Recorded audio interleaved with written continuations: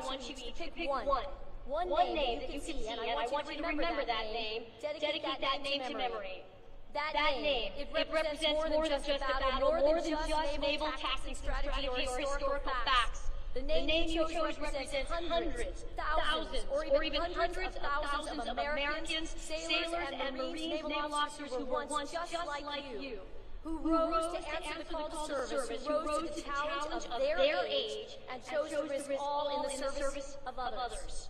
So 2025, while this stadium is a physical symbol and memorial to our Navy and our Marine Corps, always remember that you are the living legacy. You are the young people of our age who have chosen a life of service. Remember that name, and remember that you are assuming a rich heritage, a great honor, and a sacred obligation. But you have been preparing for this day and the assumption of those incredible responsibilities for the past 1,423 days since I-Day. Although this adventure is coming to a close, you are about to embark on many more. You are heading around the globe to places like Quantico, Pensacola, San Diego, Charleston, Norfolk, to Sasebo, Rhoda, and Hawaii, and to our international classmates who are soon to head home. A special congratulations to you. You each have an incredible future awaiting you. But no, Annapolis will always be here for you, and the Naval Academy will always be your home. And this moment right now, surrounded by your classmates and the legacy of those before you, this moment will be one of those that you will never forget. It will join other fond memories of crawling through mud and over obstacles at sea trials, bearing each other's weight as a team at Herndon twice, and swimming side by side at the first ever shellback ceremony. It will join memories of gloriously beating the Army at every opportunity.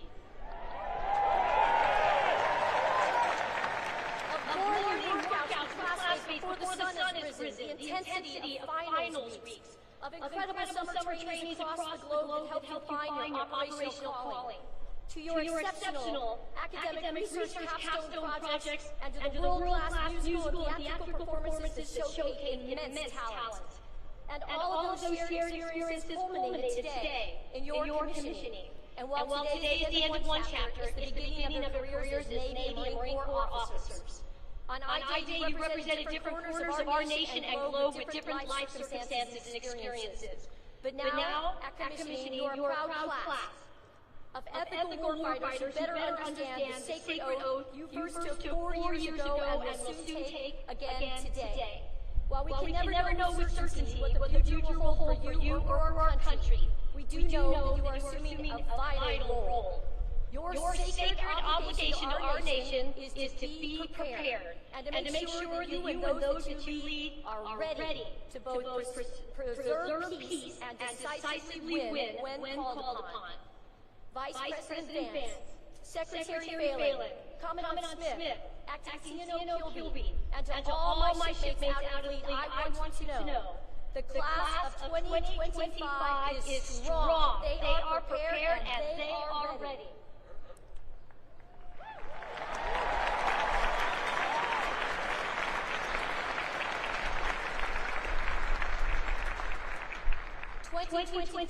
Your Naval Academy family is incredibly proud of you.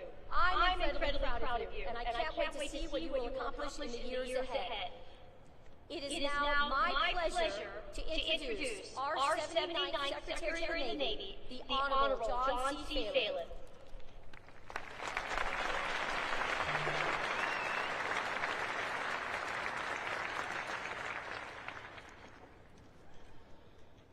I've been to many events, but this may be the coolest visual I've seen, so congratulations, really awesome.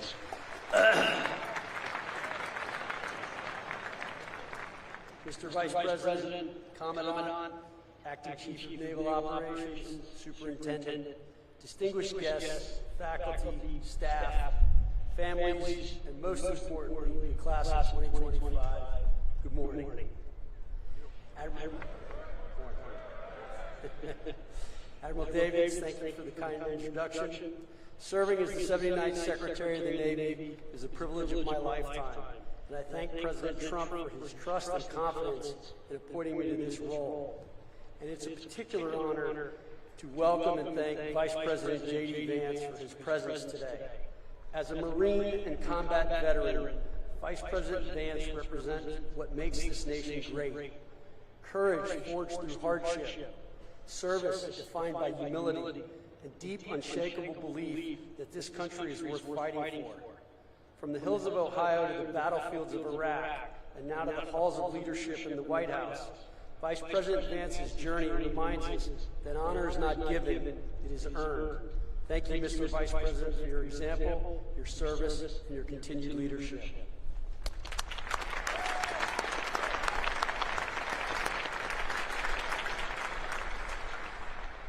I'm truly honored and humbled to address the newest class of officers who will soon carry the weight of command and the hopes of our nation on their shoulders.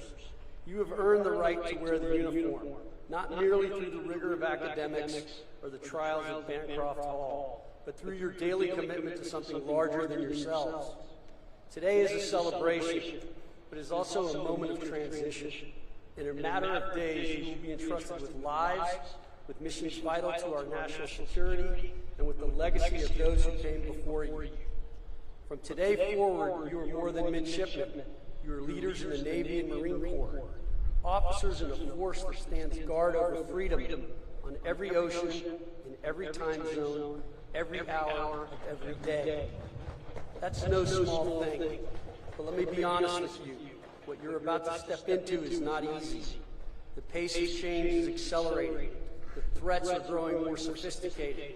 The burden of leadership is heavier than ever, but so is the opportunity. The opportunity to shape the future of naval warfare, the opportunity to lead diverse, talented teams in ways that will define missions and even save lives.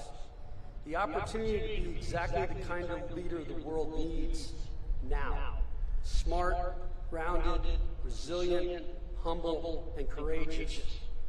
What will define you from this moment on is not your commission or your class rank or even your service selection. What will define you is how you lead when the pressure is on, when the plan falls apart, when lives are at stake, and when everyone around you looks to you for calm and courage. Leadership is never about you, it's about those you serve. General John Lejeune had it right when he said the relationship between officers and enlisted must be like teacher and scholar, not superior and inferior. Your people will teach you more than you expect. Respect that.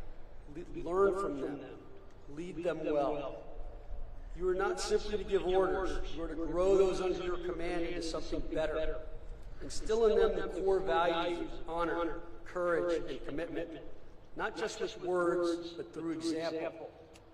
Now, a quick word about values: honor, courage, commitment. These aren't just words etched on academy walls or printed in manuals. They are your compass. And in a future filled with new technologies, cyber threats, and global instability, character will matter more than ever. You are inheriting a fleet that sails in a world full of complexity and consequence. We face adversaries who test the rule-based order at sea.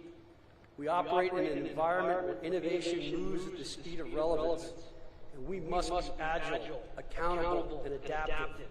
Because lethality is just not about firepower. It is about clarity of purpose, efficiency of action, and unity of command. Admiral Rickover, father of the nuclear navy, once said, "Responsibility is a unique concept. You may share it with others, but your portion is not diminished. You cannot delegate accountability. When the mission falters, your name is on the line. When it succeeds, share the credit. That is leadership. There will be days when you'll feel the weight or burden of leadership. That's natural. But on those days, remember this: you are not alone. You stand on the shoulders of those who came before you, and beside shipmates who will have your back in ways that will stay with you for the rest of your life. You are stepping into a future that will test you. But I believe, we believe, the American people believe you are ready. Ready to innovate, ready to inspire, ready to lead in a Navy and Marine Corps that is evolving, modernizing, and building a more lethal, adaptable, and resilient force. You are the future of that force. So take pride in what you've achieved, take responsibility for what comes next, and take care of those you are privileged to lead.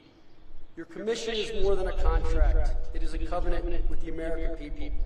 They trust you to defend this nation with honor, to wield power with restraint, and to lead with integrity, even when no one is watching. So class of 2025, step forward with confidence, but carry within you the humility of those who came before. From the decks of destroyers to the cockpits of strike aircraft, from forward operating bases to submarines beneath the sea, you'll be the tip of the spear and the steady hand behind it. In closing, know this: your country is proud of you, not just for what you've done, but for who you've chosen to become. You are not just graduates, you are defenders of the Constitution, ambassadors of liberty, and the next generation of American leaders. May God bless you, your families, and the United States of America. Congratulations on this well-deserved honor. Thank you.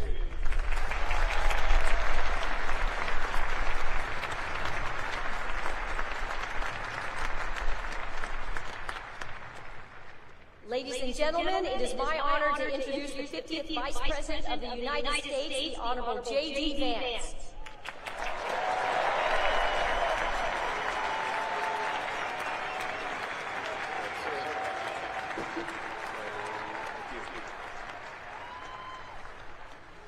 Well, it is great to be with you here on this incredible day, and I gotta say, it's a pretty cool trick where when people say good morning, you guys say it back in unison. So let me say good morning to the class of 2025. I want to say, first of all, thank you all for having me, and thank you especially to Vice Admiral David and Captain Allman for your hospitality. Thank you as well, of course, to Secretary Phelan for that great speech, Admiral Kilby, and General Smith for all that you do for our country. First off, I want to say, both from me and from President Trump, congratulations to the class of 2025.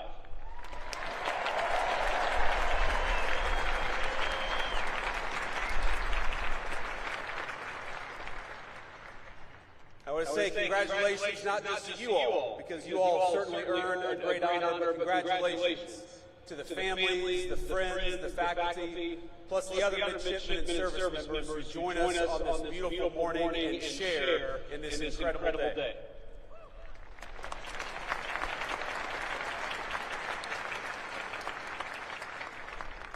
Now, it's always dangerous to give a politician a microphone. But I know that I am one of the very last things standing between you and your mission and your diploma. And so, out of respect, I just want you to know that this is only going to be a 3.5 to 4 hour speech. I hope you all brought your sunscreen, because it's bright out here.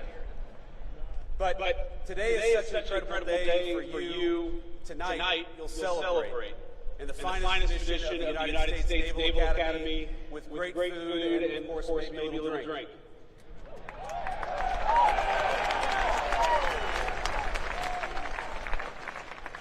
But I hope that as you celebrate, you remember that this is not just your day, as hard as you have worked for it. This day belongs to parents, grandparents, aunts, uncles, teachers, brothers and sisters, and so many others. You, all of you, are the product of an incredible legacy. People who worked hard to give you a good education, food on the table, and a sense of possibility. People who took you to church, to practices, to tutoring sessions. People who prayed for you when you struggled and celebrated with you at moments just like today. Most of you are fortunate enough to have someone here to celebrate with you. Some of you don't. But whether they are here with you or not, the very best piece of advice I can give you is to begin your life in the fleet with the spirit of gratitude. Be thankful for all the people gathered here today and those who aren't, because they made you who you are, and they got you where you are today.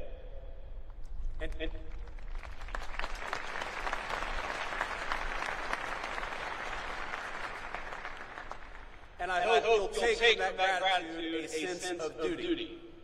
You owe it to the American people, to yourselves, but most of all to the people who sacrificed so hard to get you here. You owe it to them to do the best job you can, and I know that is exactly what you're going to do. Now, it's customary in speeches like this for people like me to offer words of congratulations and maybe a little bit of advice. Of course, I just did exactly that. But you're not just graduates of some random university about to embark on careers in the private sector, and I'm not just giving another political speech. I'm your Vice President. And the minute you walk off this stage with your diploma and your commission, you will be officers in the United States Navy and the United States Marine Corps, and that is an incredible thing.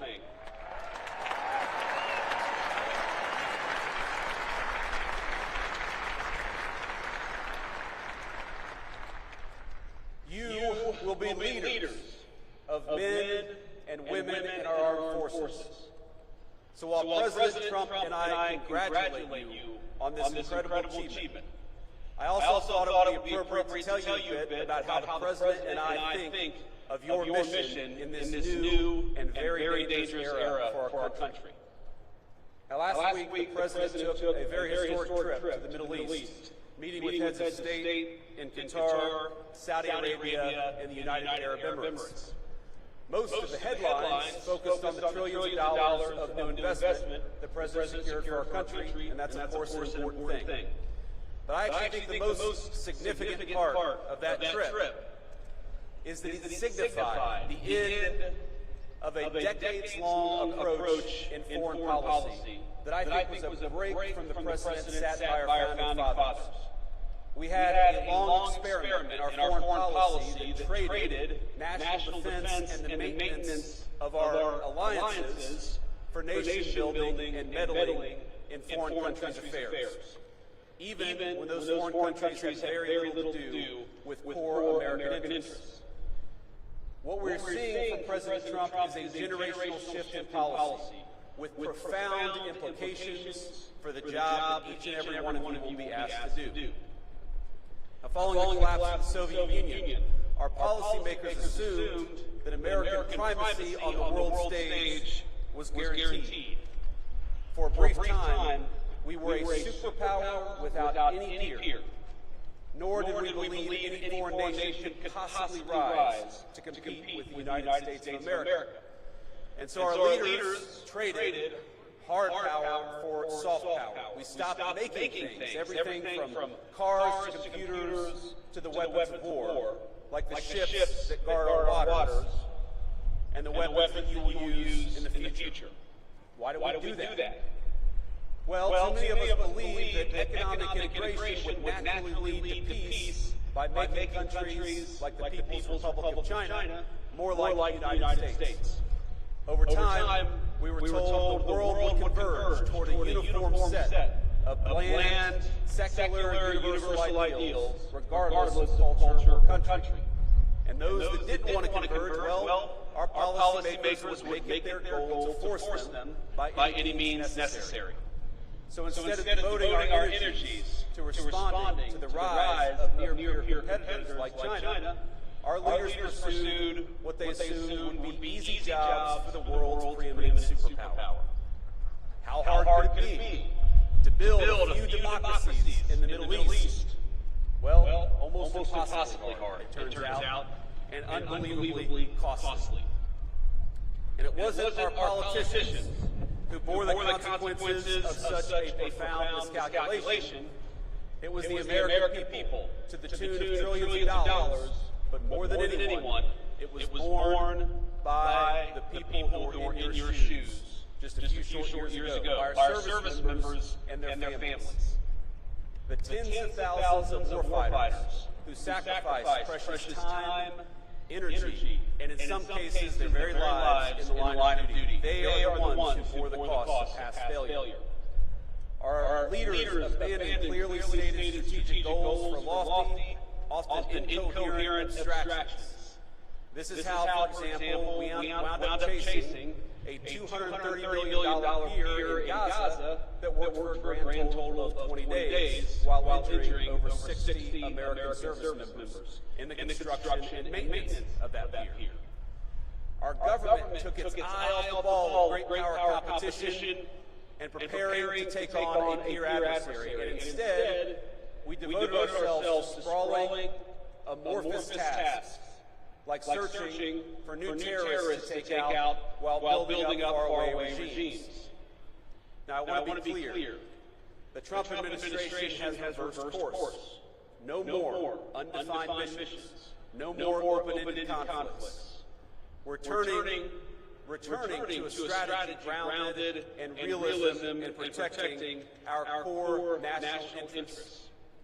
Now, this doesn't mean that we ignore threats, but it means that we approach them with discipline, and that when we send you to war, we do it with a very specific set of goals in mind. And consider how this played out in just the last major conflict we engaged in with the Houthis over in the Middle East. We went in with a clear diplomatic goal, not to enmesh our service members in a prolonged conflict with a non-state actor, but to secure American freedom of navigation by forcing the Houthis to stop attacking American ships. And that's exactly what we did.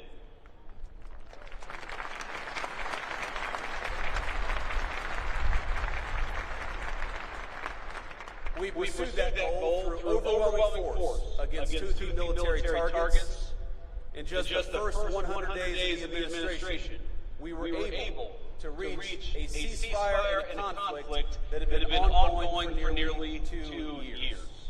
That's how military power should be used, decisively with a clear objective. We ought to be cautious in deciding to throw a punch, but when we throw a punch, we throw a punch hard, and we do it decisively, and that's exactly what we may ask you to do.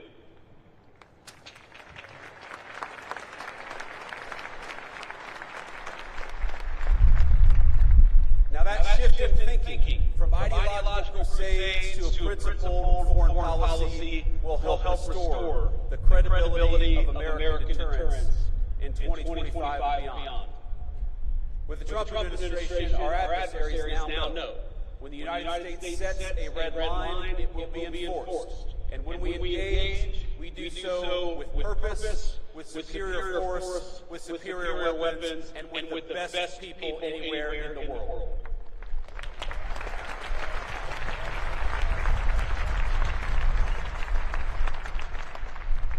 Let me say something about weapons and the future of warfare. It is, of course, a priority of this administration, not just to keep, but to widen the technological edge between the United States military and our adversaries all over the world. In the wake of the Cold War, America enjoyed a mostly unchallenged command of the commons, airspace, sea, space, and cyberspace. But the era of uncontested U.S. dominance is over. Today we face serious threats in China, Russia, and other nations determined to beat us in every single domain. From spectrum to low Earth orbit to our supply chains and even our communication infrastructure. Technology has lowered the cost of destruction, and so we must be, all of us, not just smarter. We got to make sure that we send our troops to war. We do it with the right tools. We can no longer assume our engagements will come without cost. That's why the Trump administration is investing in innovation, rewarding risk takers at the Department of Defense, and streamlining weapons acquisition for the new century. Investing in cutting-edge weaponry like hypersonics is important, but just as important are the low-cost, high-impact technologies that are already transforming the battlefield. Things like drones. And by the way, when we talk about innovation is not just happening in the laboratory of a defense contractor. Innovation increasingly is happening on the very battlefields that you will lead troops on. So that you are not just recipients of innovation, you're not just users of tools, you will very often be developing tools in this new century. Our lawmakers and military brass alike must learn to adjust to a world where cheap drones, readily available cruise missiles, and cyber attacks cause extraordinary damage to our military assets and our service members. And it will be you, the graduates gathered here today, who will lead the way for the rest of us.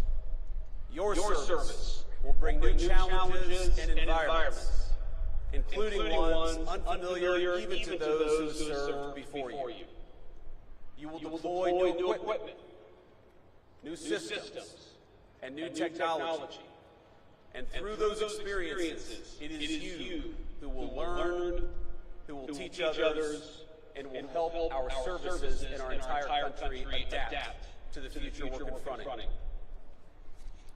Now, the extraordinary education you have received is an investment by the American people, an investment not only in your courage, but in the strength of your minds and the promise of your leadership. Because your nation rests easier, knowing that we have the most brilliant strategists and tacticians standing guard. Men and women like you, brilliant enough to preempt and, if called, fight and win the wars of tomorrow. And as technological change continues to transform the battlefield, it only heightens the importance for this administration, for our whole country, on investing in our military's human capital. That's you. And the well-being of our warfighters and your brilliance and your strategic innovation. Modernization isn't just about tactics and tools. It's about meeting the needs of our service members. For too long, we asked too much of too few. Past leaders sent our service members on mission after mission with no exit strategy, no end in sight, and with little articulation to the American people or for the warfighters about what we were doing. When we extend the deployment of an aircraft carrier, that has real impact on people's lives, and we're aware of it. They miss their families, of course they miss their loved ones and their home life. They accept that sacrifice, and that's the job that you've taken on. But the job that we have taken on is to never misuse that sacrifice or never ask you to do something without a clear mission and a clear path home.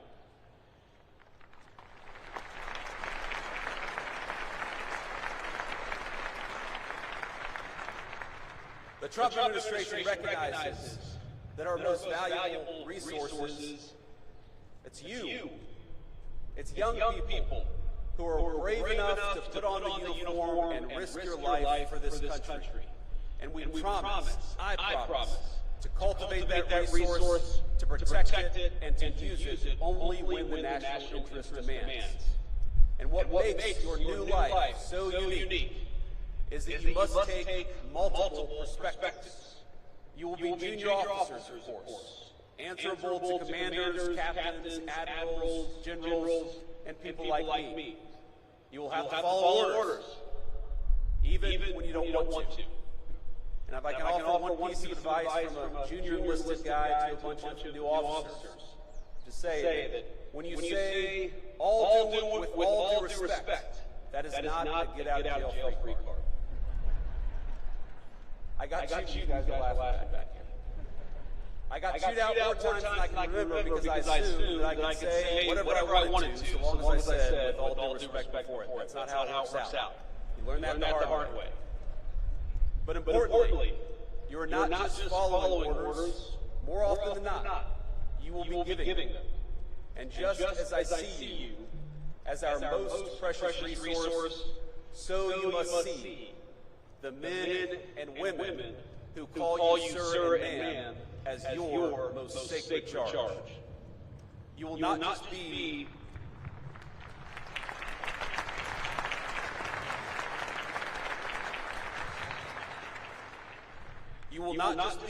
another boss.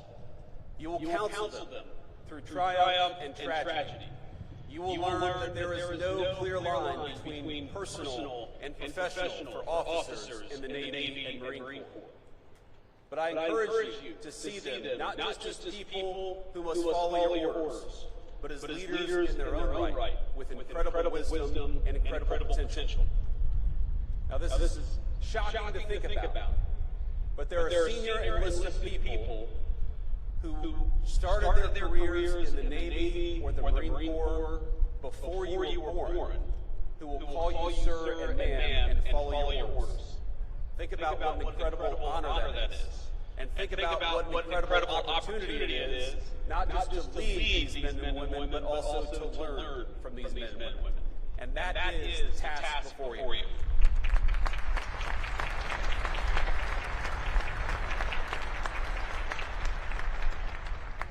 You will lean on that experience, of course, but still, you're very often, more often than not, going to be the one in charge. That is an honor, but it's a responsibility that ought to give you chills. You've made it now through one of the most demanding institutions in the entire world. You've earned your commissions, and you've stepped forward to serve at a moment when your country needs you now more than ever. But you're stepping into gigantic shoes, and it's worth taking stock of that as you prepare to receive your commission. Those of us who serve know that graduates of the Naval Academy, they have a certain energy, a certain aura, a certain respect when they're out there in the fleet. Let me just give you an example. Today is your day, of course, and you should celebrate. But in 3 days, the President and I will lead the most solemn occasion in our nation, Memorial Day at Arlington Cemetery. You'll learn, as I have, that when people say things like Happy Memorial Day, you appreciate the sentiment behind it, but you know that it's wrong. Because Memorial Day is not a happy day.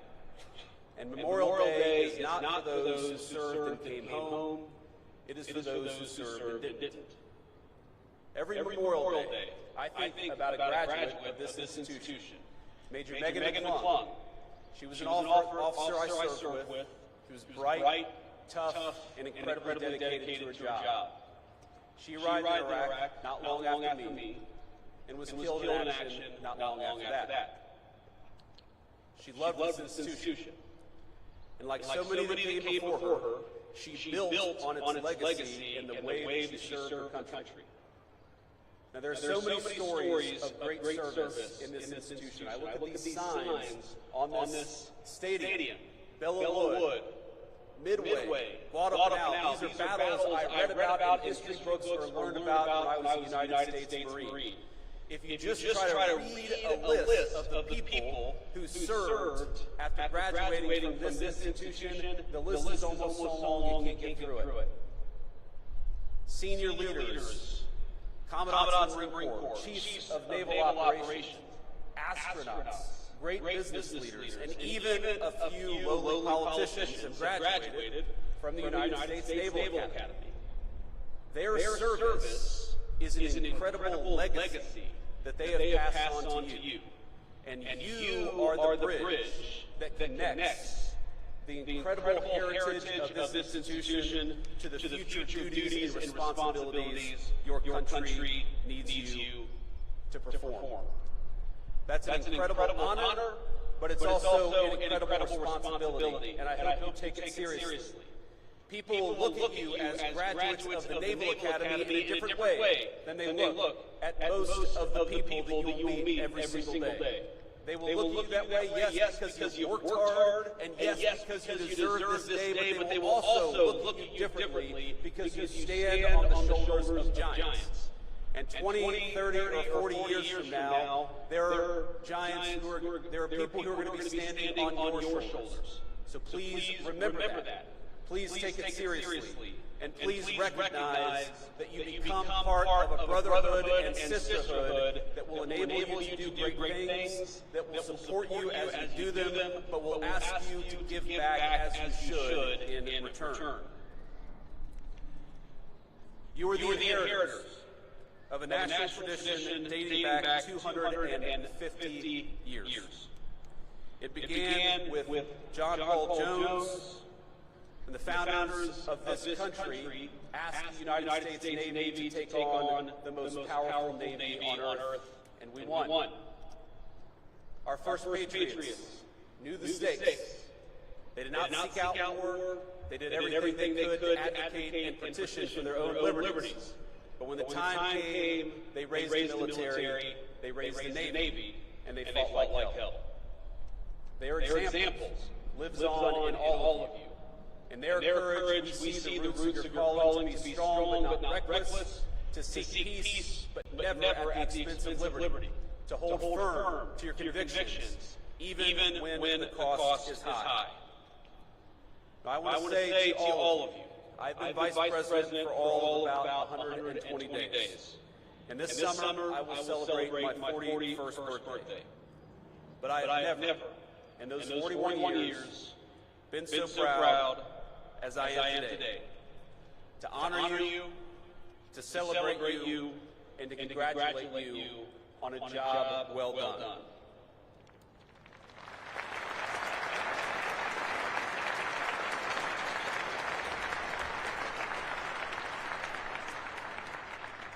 Now, I'm sure some of you share my politics and some of you don't. But I know today I speak for a grateful nation when I say we are rooting for you. Naval Academy Class of 25, we are proud of you and we depend on you. Congratulations, Godspeed, and do great work.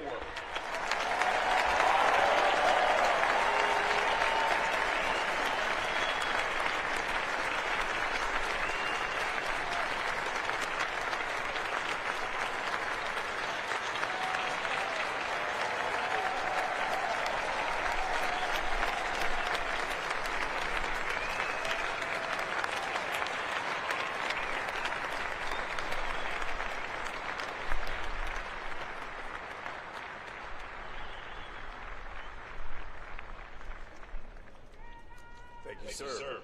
We will now confer the degrees. The academic dean and provost of the United States Naval Academy, Dr. Samara Elpire.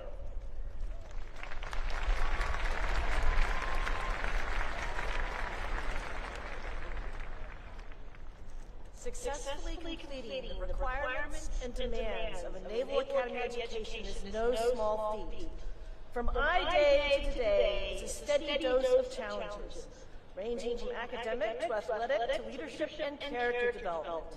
I have no doubt that each of you has been challenged, perhaps in ways you never thought you would or to levels you never thought you could achieve.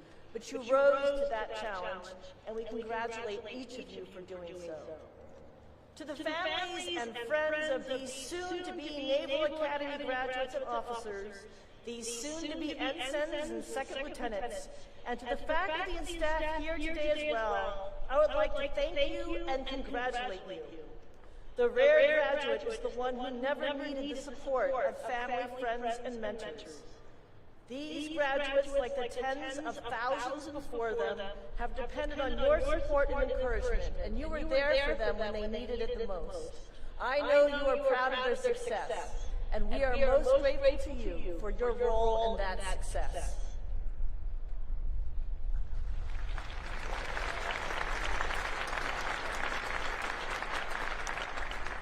Candidates, please rise.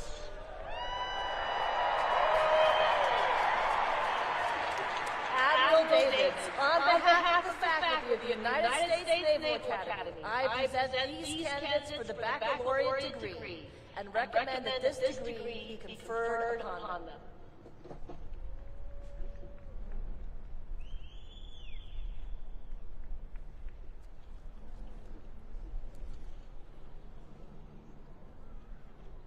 As you have successfully completed your course of study at the United States Naval Academy and have been recommended by the Academic Board as Superintendent of the United States Naval Academy and by virtue of the authority vested in me by the Congress of the United States, I confer upon each of you the baccalaureate degree with all rights and privileges thereunto pertaining.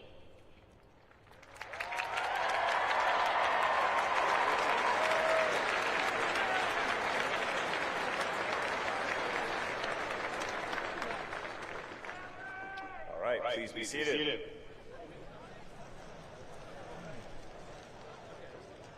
The Commandant of the Marine Corps, General Eric Smith, United States Marine Corps, will administer the oath of office to those being commissioned into the United States Marine Corps.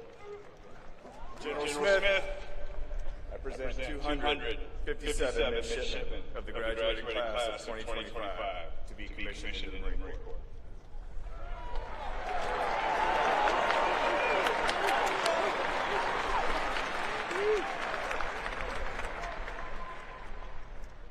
Good morning. That sounds about right. Congratulations on this milestone achievement, and thank you for making the decision to serve. Today, you take your place in the ranks of Marine officers, a role of immense trust, responsibility, and consequence. You're joining a corps forged in battle, defined by discipline, and bound by an unshakable commitment to mission and to each other. This is not the end of a book. This is the beginning of a whole new chapter. From this day forward, you are accountable for the lives, welfare, and success of the Marines you will lead. We don't lose. We're United States Marines.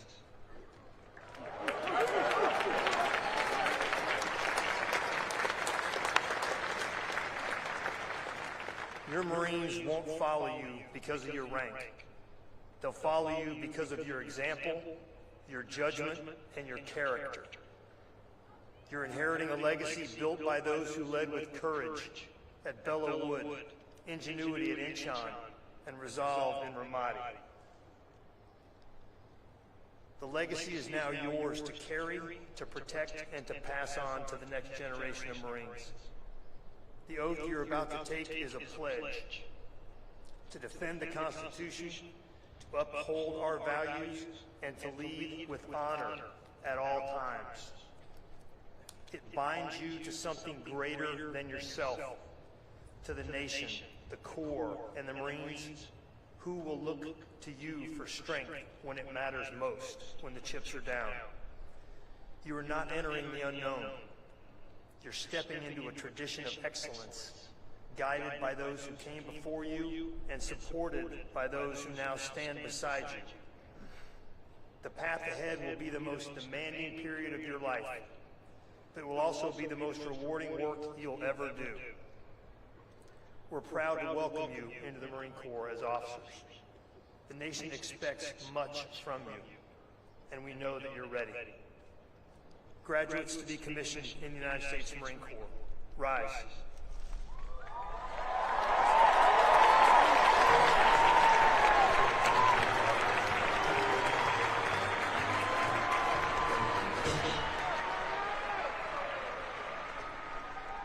Raise your right hands.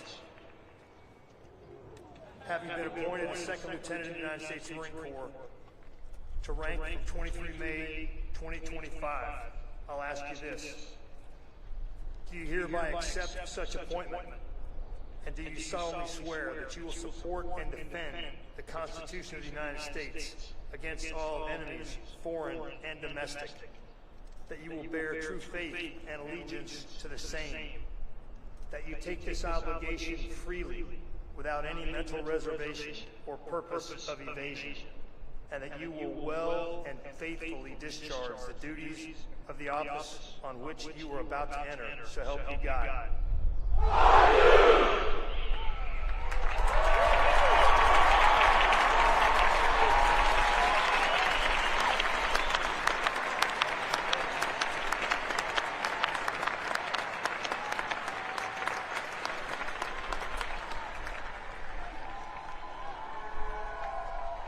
Second Lieutenants, take your seats.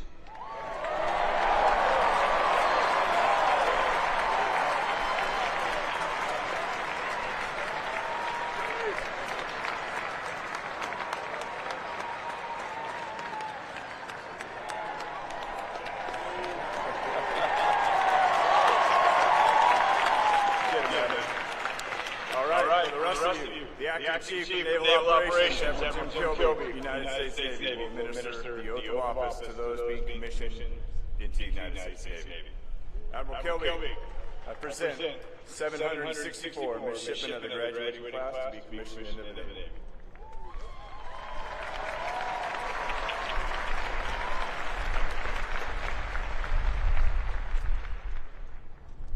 Well, good morning. Vice President Vance, Secretary Phelan, General Smith, Vice Admiral Davis, parents, family and friends of the class of 2025, it's an honor to be here with you today. I want to echo those before me in taking a moment to recognize all of the families and friends present. Each of you had a profound impact on the men and women in front of me, instilling in them the values, will, and courage to serve something greater than themselves, a decision that sets them apart from their peers. Thank you for your continued support. Class of 2025, congratulations on joining the world's premier maritime fighting force.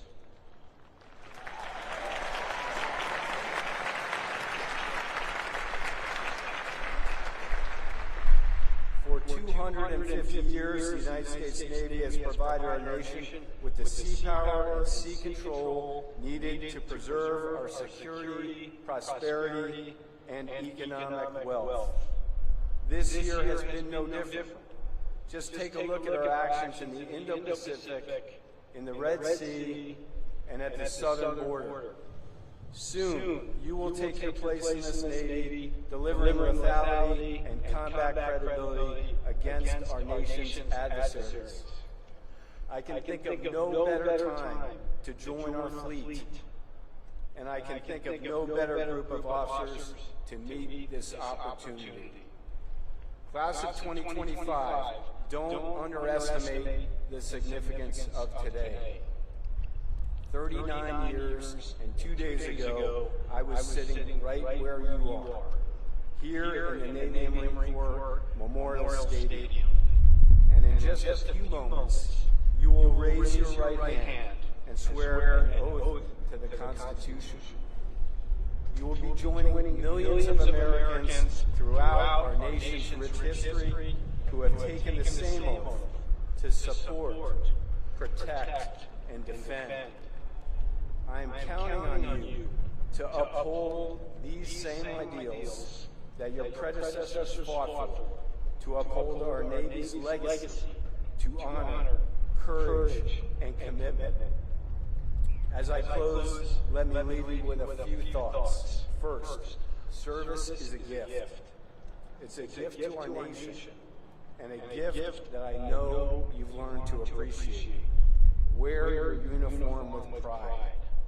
Uphold the same standards of excellence that got you here today, and don't forget that you are serving something greater than yourself. Second, try your very best. Whether you serve for 5 years or 40 years, with great effort, you will learn much about yourself. Continue to improve on the things you are happy with, and double down on those areas where you fall short. Your future bosses don't expect perfection, but they do expect effort. And finally, I recommend a routine check-in with your family. They love you and will always be a source of strength and support as you navigate your service. Soon to be ensigns, I am proud to serve alongside you. I am proud to call you shipmates, and I can't wait to see what you will do in the fleet. Thank you for choosing to serve our nation in uniform, and thank you for committing yourselves to the world's greatest Navy. You absolutely made the right choice. Congratulations, and bravo, Zulu, on a job well done.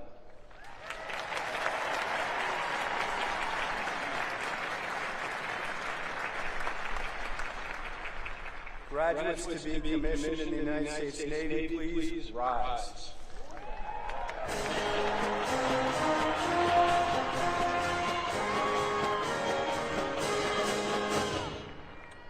Please raise your right hand.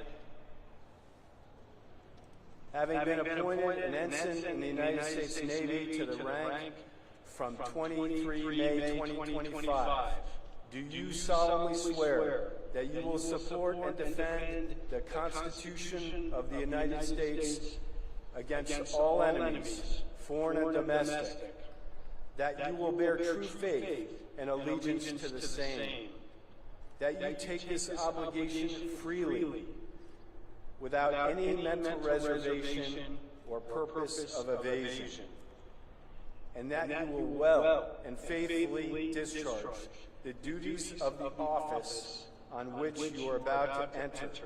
So help you God.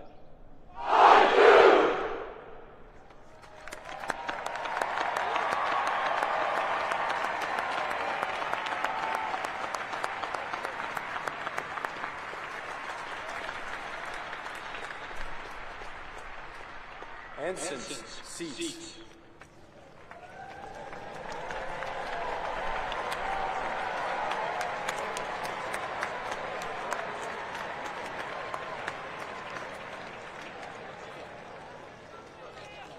Ladies and gentlemen, today we will graduate 1,048 men and women who have met the many challenges of 4 years at the Naval Academy. In addition to those who just saw commission into the Navy and Marine Corps, the class of 2025 also includes 14 graduates from 11 nations around the world. At this time, we invite these international graduating midshipmen to stand when their name is called, along with members of their national delegation who are in attendance today. These graduates, whose national flags are flying above the memorial arches at the North Empty Stadium, will return to their countries and serve with distinction in their armed forces or other government service. From the Arab Republic of Egypt, Ziad Al-Gaddi. From the Republic of Tunisia, Ratu Nalapawar. From the Republic of Indonesia, Juandito Cahaya Nugroho. From the Republic of Indonesia, Febiata Suryana.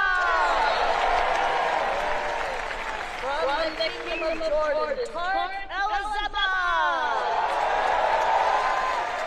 From the Republic of Maldives, Hassan Nisha. From the Republic of Peru, Luigi Caparini. From the Republic of Philippines, Michelle and Angelou Deliorata. From the Republic of the Philippines, John Manuel Monreal. From the Democratic Social Republic of Sri Lanka, Isuru Akanayaka. From Taiwan, Jenny Zhou. From the Kingdom of Thailand, Bhumrapi Prati.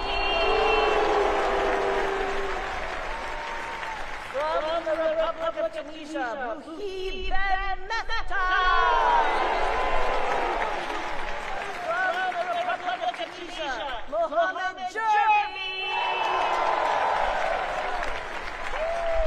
Thank you. Seats.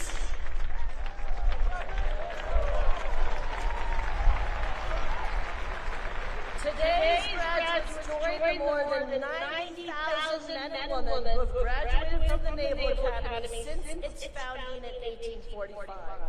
As part of our graduation ceremony today, members of the Naval Academy class that preceded this year's graduates by 50 years will honor this continuing chain of Naval Academy graduates by presenting engraved ensign or second lieutenant uniform devices to the class of 2025.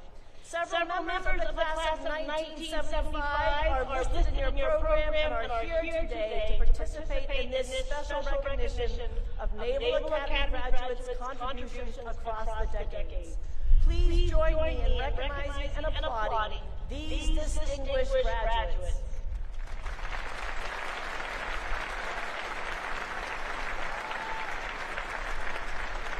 Finally, before we begin introduction introductions of individual graduates, I should remind you of an important Naval Academy tradition that parents and friends of each graduate are invited to stand when that graduate's name is called. And that way we can recognize your contribution to the achievement of these fine young men and women. The Vice President will now present diplomas to those individuals graduating with distinction. Those members of the class of 2025 graduating with distinction, please rise.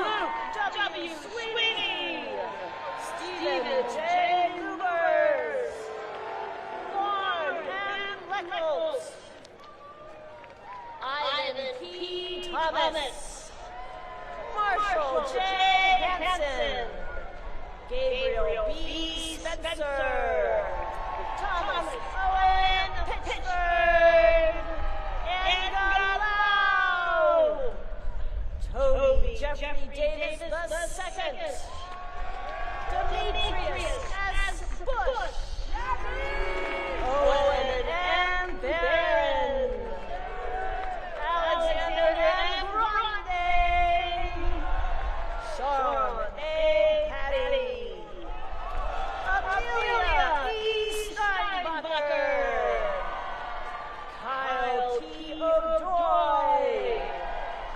Benjamin A. Miller, Kevin A. Lamb, Tanner Aloysius Kelly, Micah Jacob Verano Rica Frente, Gabriel A.P.D.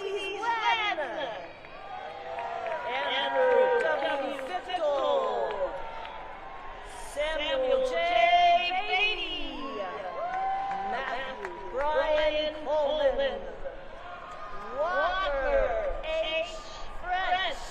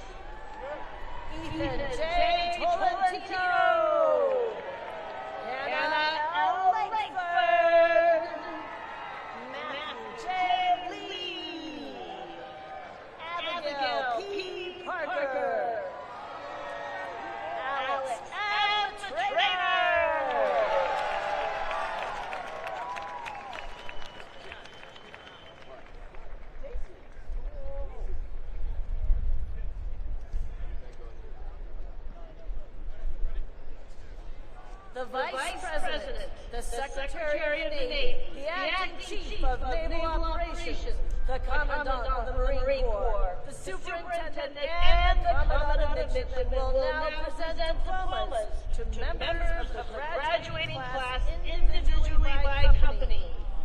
Odd-numbered companies will receive their diplomas from my left, and even-numbered companies from my right.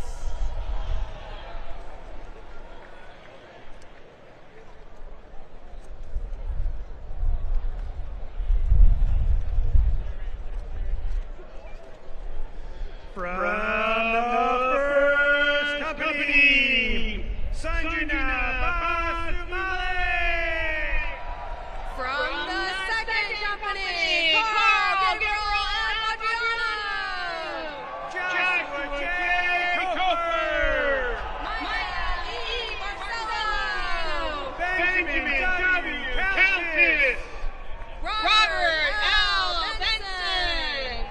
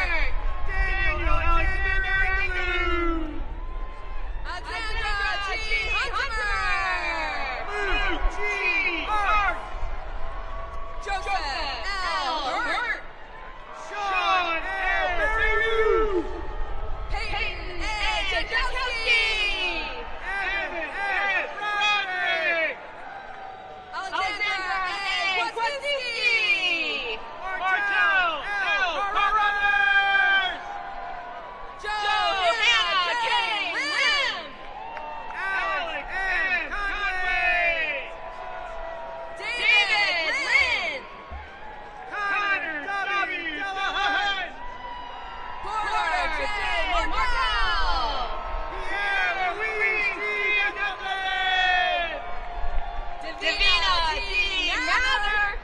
Yvonne Y. Fu. Emily M. Mezzinini. Connor P. Gerard.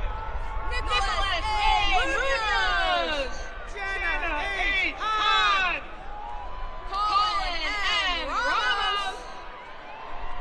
Julia L. Ricky. Carson T. Shane. Anthony T. Kudak.